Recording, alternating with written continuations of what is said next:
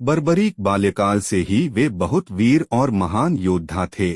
उन्होंने युद्धकला अपनी माता से सीखी। माँ आदिशक्ति की तपस्या कर उन्होंने उनसे त्रिलोकों को जीतने में सक्षम धनुष प्राप्त किया, साथ ही असीमित शक्तियों को भी अर्जित कर लिया। तत्पश्चात अपने गुरु श्री कृष्ण की आज्ञा से उन्होंने कई वर्षों तक महादेव की घोर तपस्या करके उन्हें प्रसन्न किया और भगवान शिव शंकर से 3 अभेद्य बाण प्राप्त किए और 3 बांधारी का प्रसिद्ध नाम प्राप्त किया।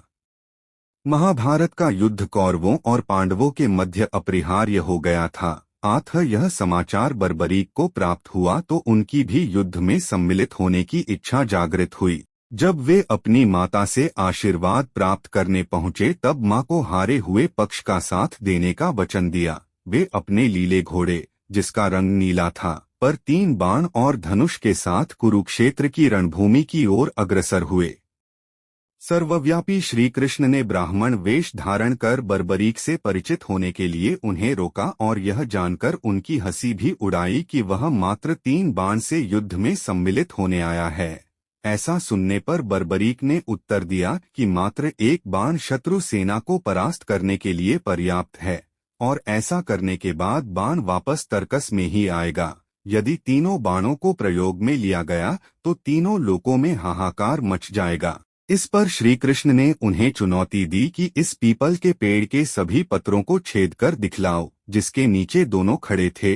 बर्बरीक ने चुनौती स्वीकार की और अपने तुनीर से 1 बाण निकाला और ईश्वर को स्मरण कर बाण पेड़ के पत्तों की ओर चलाया।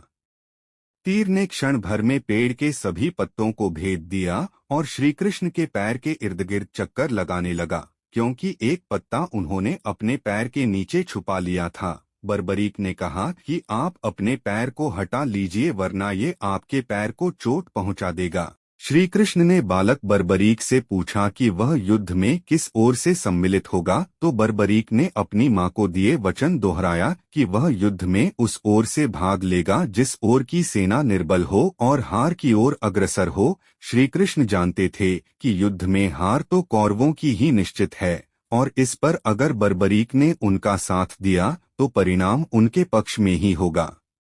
ब्राह्मण वेश में श्री कृष्ण ने बालक से दान की अभिलाषा व्यक्त की। इस पर वीर बर्बरीक ने उन्हें वचन दिया कि अगर वो उनकी अभिलाषा पूर्ण करने में समर्थ होगा तो अवश्य करेगा। श्री कृष्ण ने उनसे शीश का दान मांगा। बालक बर्बरीक क्षण भर के लिए चकरा गया, परंतु उसने अपने वचन की दृढ़ता जताई। बालक बर्बरीक ने ब्राह्मण से अपने वास्तविक रूप से अवगत कराने की प्रार्थना की और श्री कृष्ण के बारे में सुनकर बालक ने उनके विराट रूप के दर्शन की अभिलाषा व्यक्त की। श्री कृष्ण ने उन्हें अपना विराट रूप दिखाया।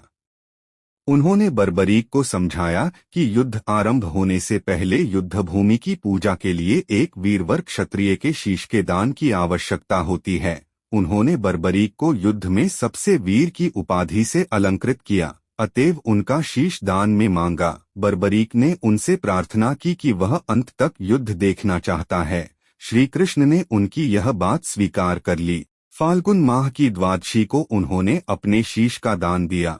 उनका सिर युद्धभूमि के समीप ही एक पहाड़ी पर सुशोभित किया गया, जहां से बर्बरीक संपूर्ण युद्ध का जायजा ले सकते थे।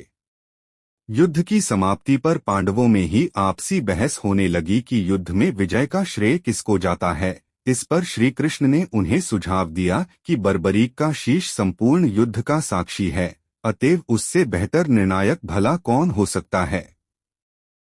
सभी इस बात से सहमत हो गए। बर्बरीक के शीश ने उत्तर दिया कि श्री कृष्ण ही युद्ध में विजय प्राप्त कराने में सबसे महान कार्य किया है।